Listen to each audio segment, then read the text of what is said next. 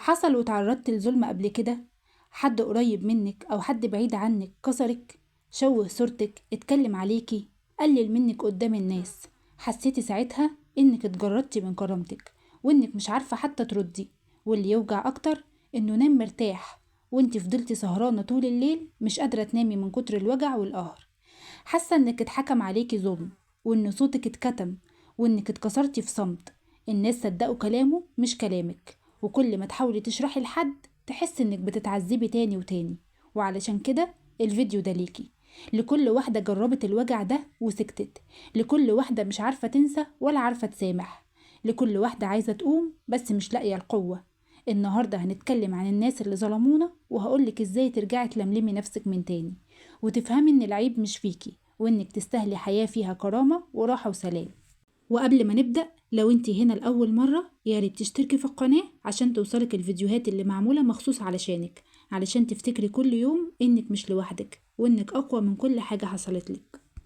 ودلوقتي لازم توقفي تفكري في الكلام اللي اتقال عليكي، وتوقفي تراجعي التفاصيل وتحاولي تفهمي الناس ازاي صدقتهم وانتي عارفة انهم كدابين وانك مظلومة.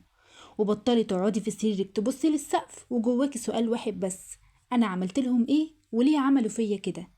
علشان في ناس بيكون عندهم قدرة غريبة على الظلم، يظلموكي ويخلوكي انت اللي تحسي بالذنب، يتكلموا عليكي وأول ما تعاتبيهم يقولولك انت حساسة، انت بتكبري المواضيع، لا محدش قال كده، وتفضلي تشكي في نفسك وتغرقي في دوامة مفيهاش ولا منطق ولا رحمة. ودلوقتي عايزة أقولك حاجة مهمة جدا: إن العيب مش فيكي، اللي حصل مش ذنبك، وطيبتك مش غلطة، وثقتك في الناس مش سذاجة. العيب في اللي استغلوا طيبتك، اللي شافوا نورك وخافوا منه، اللي لقى عندك قلب نضيف فقرر ان هو يلطخه بكلامه وسلوكياته واساليبه الملتوية. الناس دي مش اقوى منك، بالعكس، الناس دي خايفين وضعاف، بس بيظهروا قوتهم في اذى غيرهم. ودلوقتي تعالى اقولك على خطوات ترجعي تبني بيها نفسك بعد الظلم اللي تعرضتي له. رقم 1: اعترفي بالوجع، ما تتكسفيش انك موجوعة، وما تجبريش نفسك انك تسامحي بسرعة، كل حاجة بتيجي في وقتها وانتي لازم تاخدي وقتك. رقم 2: احمي نفسك من التكرار، اللي أذاكي مرة ممكن يكررها، إلا لو انتي قررت تقفلي الباب ده وما تفتحوش تاني. رقم 3: اكتبي حكايتك بصوتك، مش باللي قالوه الناس، انتي عارفة الحقيقة فين، اكتبيها حتى لو بينك وبين نفسك. احنا اتفقنا انه من هنا ورايح الورقة والقلم هيبقوا أصدقائنا. فرغي كل اللي جواكي بالورقة والقلم، وصدقيني هتحسي براحة غريبة يمكن ما كنتيش تتخيليها. رقم 4: اختاري دايما نفسك، حتى لو ده معناه انك تقطعي علاقة، حتى لو الناس قالوا عنك انك أنانية، مش مهم، سلامك أهم وكرامتك أولى. رقم 5: ركزي على الناس اللي بتحبك حب حقيقي، مفيش حد في الدنيا يستاهل انك تخسري نفسك علشانه، لكن في ناس بتحبنا حب حقيقي من قلبهم بجد، يستاهلوا اننا نديهم مساحة جوه قلبنا. دوري عليهم وخليهم حواليكي دايما. ودلوقتي هتاخدي قرار مهم جدا، قرار هتسمعيه لنفسك، هتقولي أنا قررت إني مش هعيش ضحية للناس اللي أذوني، مش هديهم مفتاح حياتي، ومش هسيبهم يفضلوا يعيشوا جوه عقلي أكتر من كده.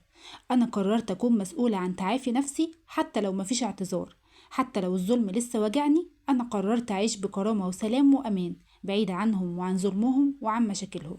طيب لو حصل وشفت الشخص اللي ظلمك قدامك، سواء صدفة أو في مناسبة أو حتى من الناس اللي لسه بتتعاملي معاهم، وكنتي مش عارفة تتصرفي ازاي، قلبك دق وإيدك اترعشت والذكريات رجعت كلها مرة واحدة، عايزة أقولك إن ده طبيعي جدا، وإن الوجع مش بيروح في لحظة، بس هنا في اختبار ليكي مش ليهم. لو الشخص ده من الناس اللي بره حياتك، اختار الرد اللي يليق بيكي، أو حتى تجاهل تام، بس أهم حاجة إنك ما ترجعيش تبرري ولا تشرحي، انت مش مطالبة تفسري نفسك لحد ظلمك. ولو الشخص ده من الناس اللي لسه في حياتك، عامليه بحزم مش بقسوة، اعملي حدود حتى لو مفيش جدران، احمي قلبك حتى لو مفيش اعتذار. يمكن تكوني لسه بتعيطي كل ما تفتكري، يمكن يكون قلبك لسه موجوع، بس انتي هنا دلوقتي لسه بتحاولي، وده لوحده كفاية يقولك انك اقوى بكتير مما كنتي فاكرة. مفيش حد يستاهل يدمر نورك ولا صوتك ولا سلامك. اختاري النهاردة تكوني انتي البداية الجديدة لنفسك، وكل يوم هتلاقي الألم بيقل والثقة بتزيد، وأكتر حد هيشكرك بعد كده هو انتي. ولو لسه جواك الصوت اللي بيقولك أنا مش قادرة أنسى ومش عارفة أسامح اللي أذاني، استنيني في الفيديو الجاي لأننا هنتكلم فيه من القلب للقلب إزاي تتعاملي مع الوجع اللي باقي حتى لو لسه مش قادرة تسامحي، بس هتخرجي منه وانتي حرة بإذن الله. خلص الفيديو بتاع النهاردة، لكن كلامنا مع بعض عمره ما هيخلص. لو الكلام لمس قلبك وحسيت انك مش لوحدك، اشتركي في القناة علشان نكمل الرحلة دي سوا. كل فيديو هنا معمول بحب علشان يطبطب عليكي ويفكرك دايما انك تستاهلي تعيشي بسلام. ما تنسوش حبايب قلبي تشاركوا الفيديو لأكبر عدد من الناس، يمكن يكون في حد محتاج انه يسمعه دلوقتي. استودعكم عناية الله، والسلام عليكم ورحمة الله وبركاته.